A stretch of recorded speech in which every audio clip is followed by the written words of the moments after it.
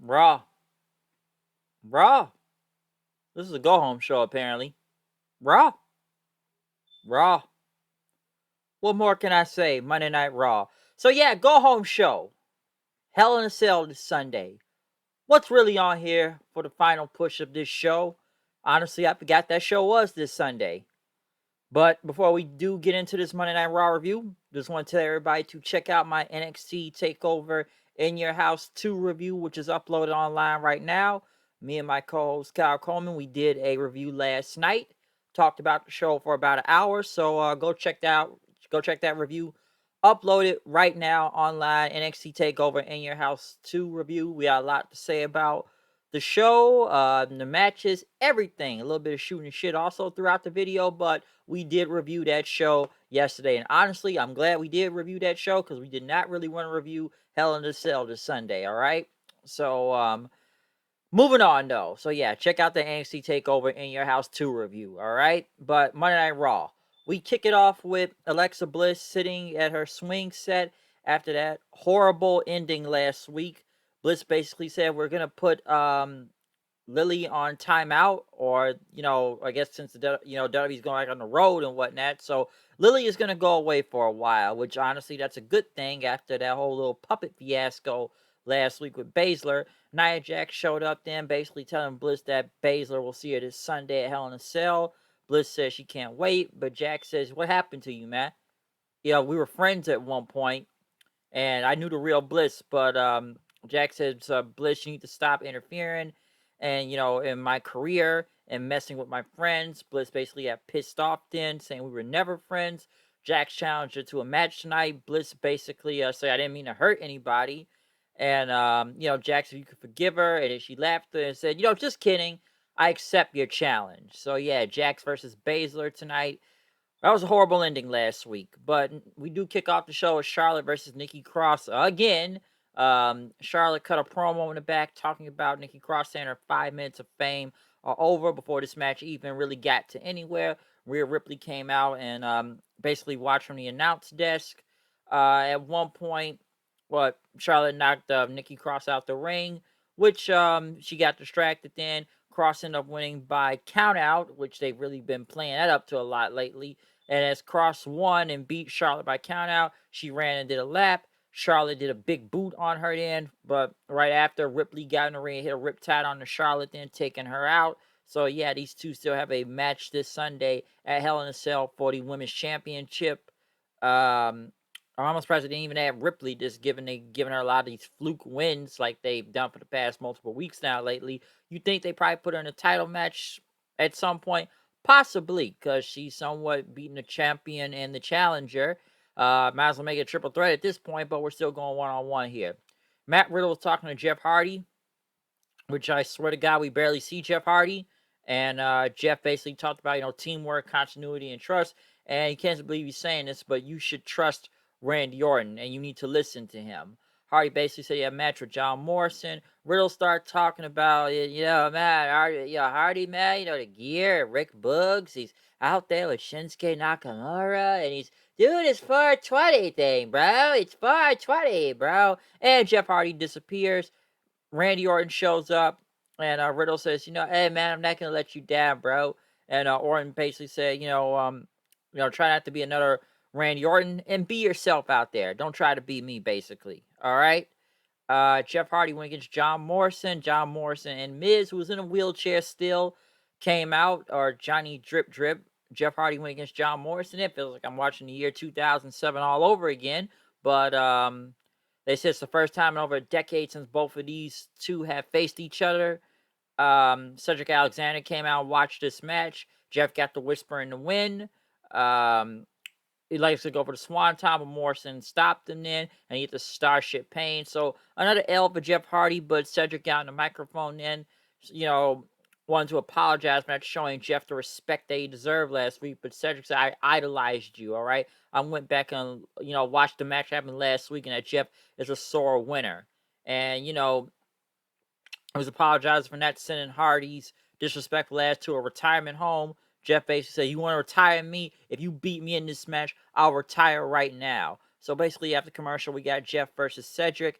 Jeff ended up getting the win with the Swan Time. I don't think they would have done this angle for some reason. I never really thought Jeff was going to retire right here, right now. So it wouldn't have made any sense given how fast they made it without any type of build.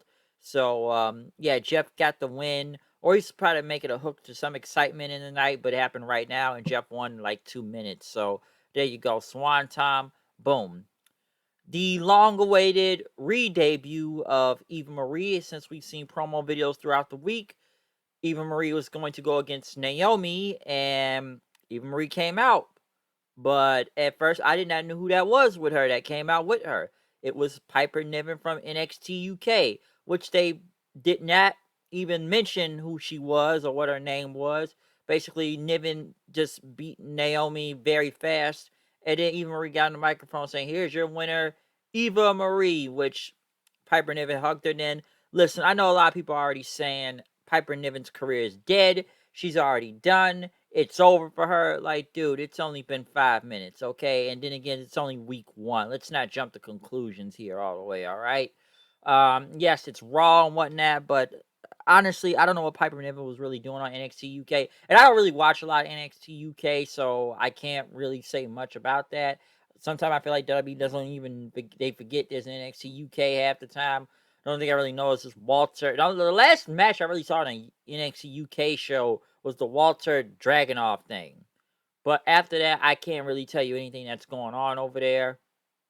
I just know she's from the NXT UK. She's just mostly a regular on the show. So now they got her with Eva Marie. Is it a bait and switch that they pulled right here? Yeah. Do we expect Eva Marie to somewhat maybe gotten better in the ring after all this time? I'm not sure where this is going with. But the whole, I'm not basically wrestling, but I'm going to get somebody to wrestle for me and whatnot. Where is this going? I have no idea. All right. But I'm not going to say this is the worst thing on this show. All right.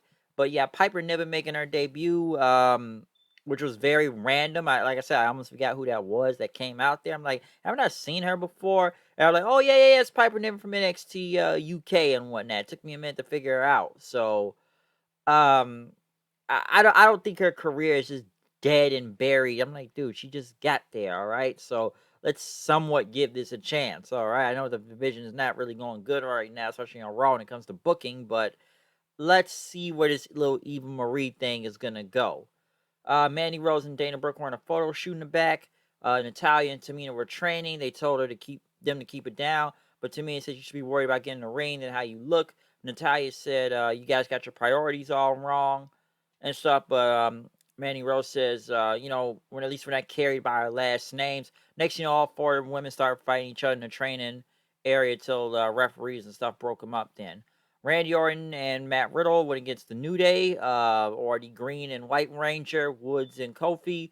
A very long match, I should say. Ate up a lot of time right here. Orton got the RKO on Woods as he tried to go for an honor roll and caught him in midair. So not a bad tag match. It just ate up a lot of time. Like I said, we're still, doing the RK Bro thing. Yeah, RK Bro. Maybe it'll be different when the fans come back and they're all gonna like it, bro. RK bro, bro.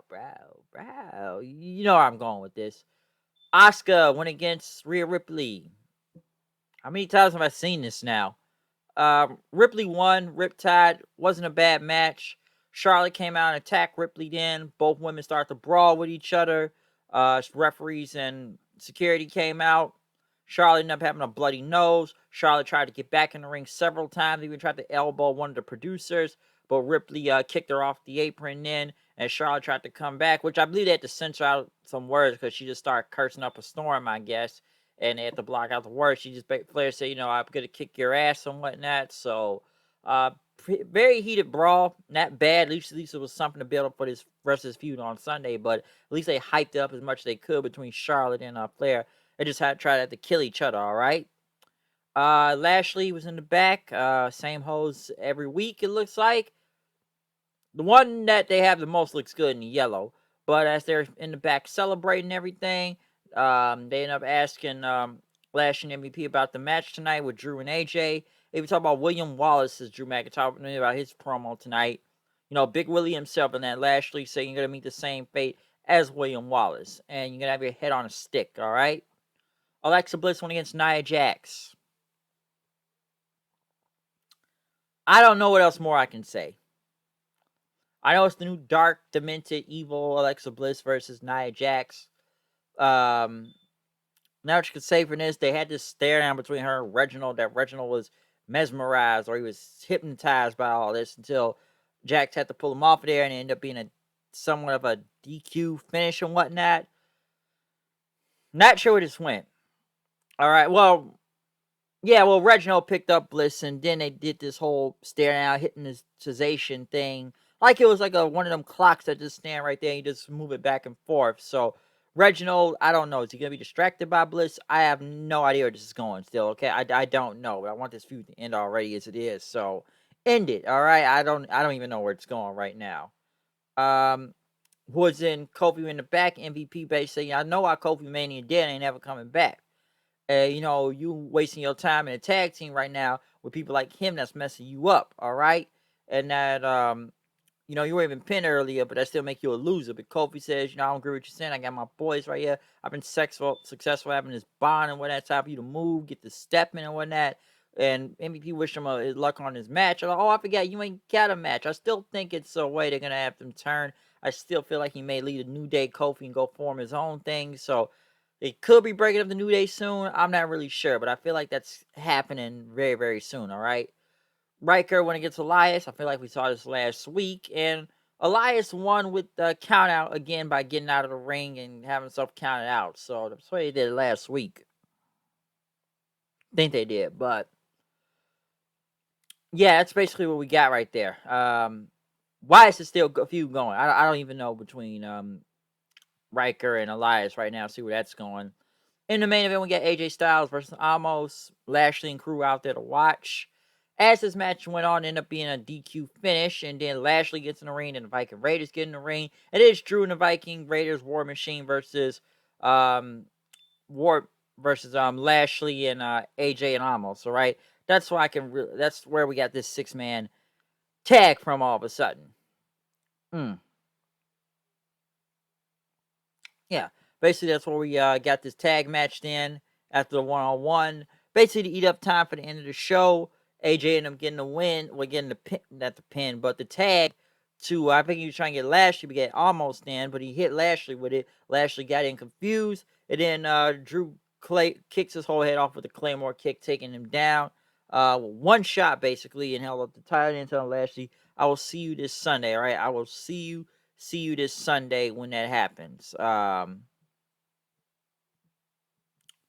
yeah, that was basically the end of Raw. Not the worst thing in the world, but still a pretty bad show. At least it's a little bit more straightforward than it is usual. So I can't say Raw was the worst thing out there tonight. It wasn't. So I'll admit that. Still bad, but not the worst show I've seen. Not the worst one at all. But comment, subscribe, find me on Twitter at Hood9890. I'm out. See you guys later. Peace. I get something to drink, because why? I'm thirsty. That's why. So I'm out of here. I'll see you guys later. I'm wrong with this computer.